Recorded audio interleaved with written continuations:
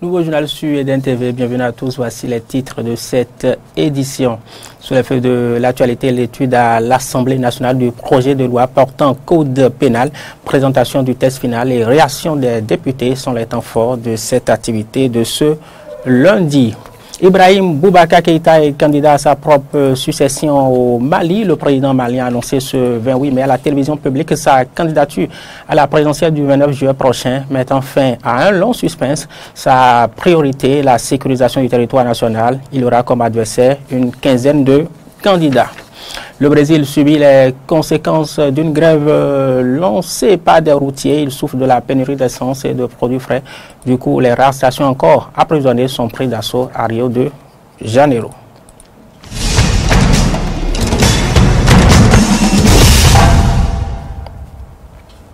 Et comme vous l'avez noté, vous avez suivi plutôt les images de la rencontre des acteurs du conflit libyen, un sujet que nous allons aborder en toute fin de journal.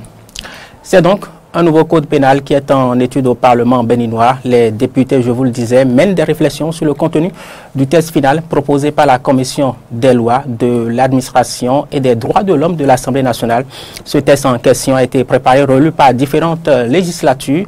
On écoute Orden Aladati, premier rapporteur de la Commission des lois, sur l'actuelle mouture du projet de loi portant code pénal. Mouture, vous l'entendrez, dépouillé de peine dont l'application est contraire à la Constitution. Corps de la Commission des lois de l'administration et des droits de l'homme. Objet projet de loi portant code pénal.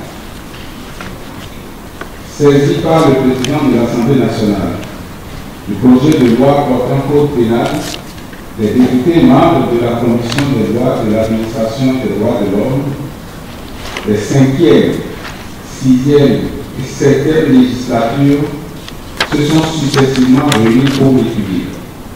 À tous ces travaux, le gouvernement a été constamment représenté par les ministres chargés de la justice et de l'administration, accompagnés de leurs cadres.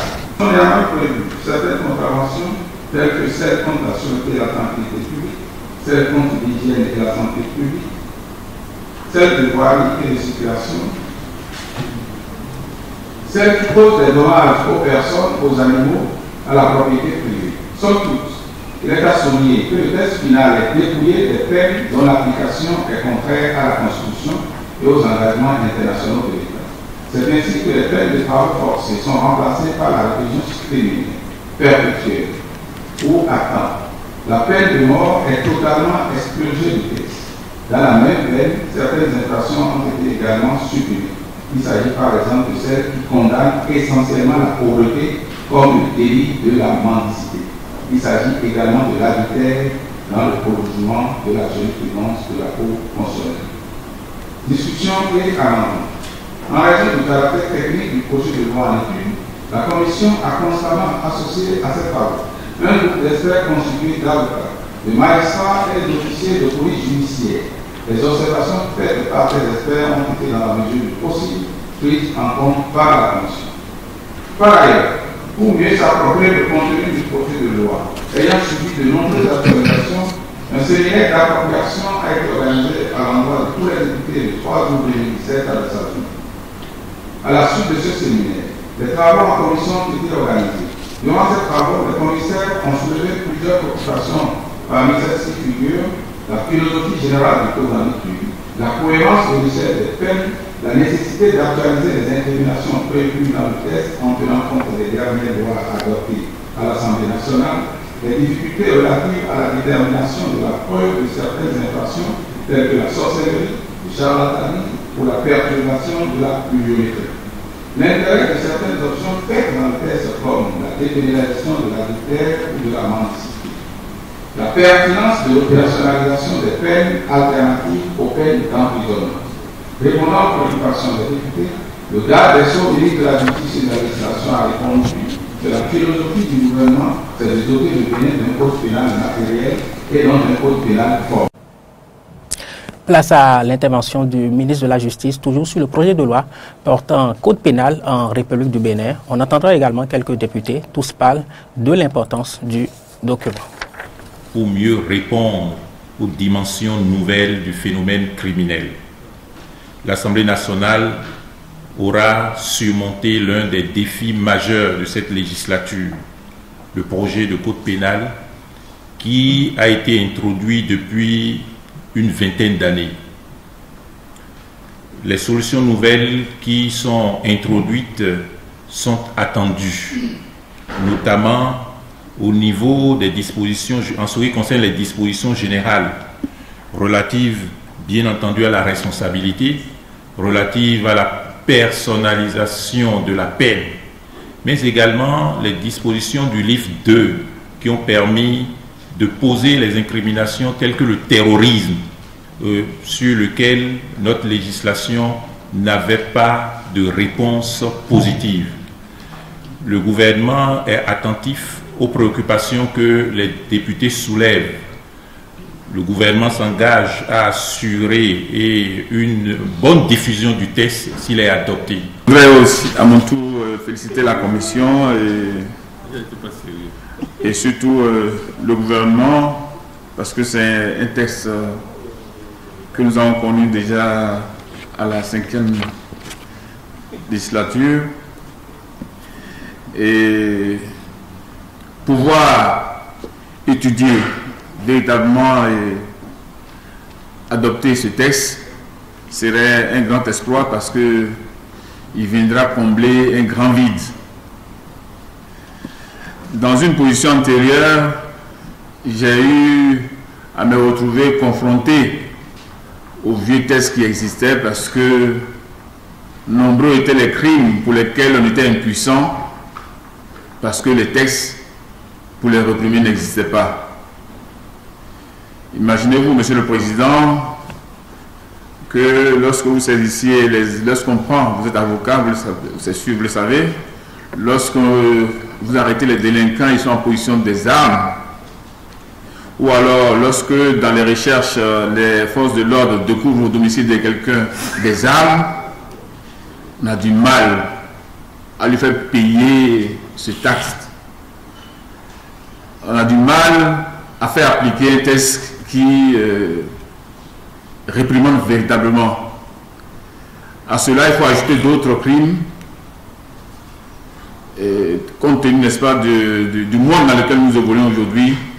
Je pense que pouvoir doter notre pays d'un texte comme celui-ci est un pas très positif. J'ai bien envie de revenir là-dessus. Vous savez, nous sommes dans un contexte international où c'est la globalisation, parfois le conformisme. Nous avons accepté la peine de mort au Bénin. J'aimerais revenir là-dessus. Et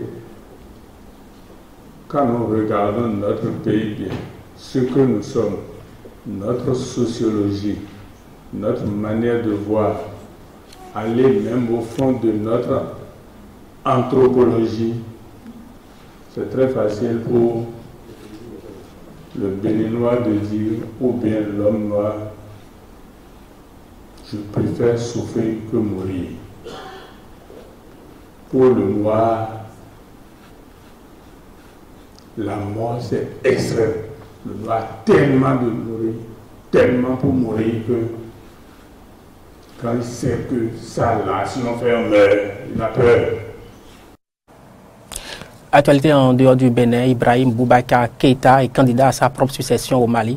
Le président malien a annoncé ce 28 mai à la télévision publique sa candidature à la présidentielle du 29 juillet prochain, mettant fin à un long suspense. Ses priorités, la sécurisation du territoire national, la restauration de la paix, entre autres. On l'écoute. En tête des priorités, je placerai la sécurisation de notre territoire national.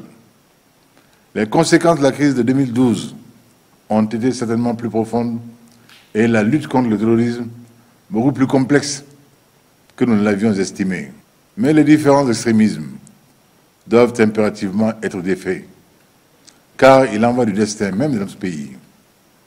Les résultats obtenus, grâce notamment à l'opérationnalisation du G5 Sahel, créent une dynamique positive qui sera renforcée avec l'aide de nos partenaires. Aucune ambition personnelle ne m'habite.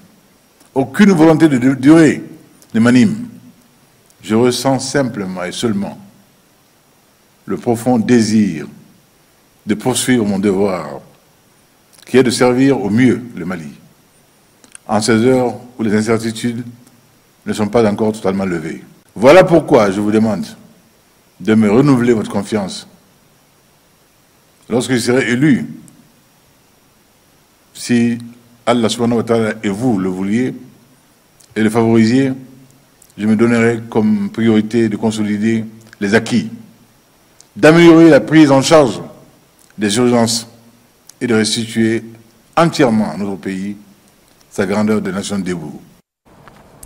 On ajoute que l'annonce de la candidature d'Ibeka à la prochaine présidentielle malienne a d'abord été faite sur le compte Twitter officiel de la présidence. Il aura comme adversaire une quinzaine de candidats, dont Soumaïla Cissé, chef de l'Union pour la République et la démocratie URD, battu au second tour en 2013 par Ibeka, et Moussa Mara, ancien Premier ministre du président sortant.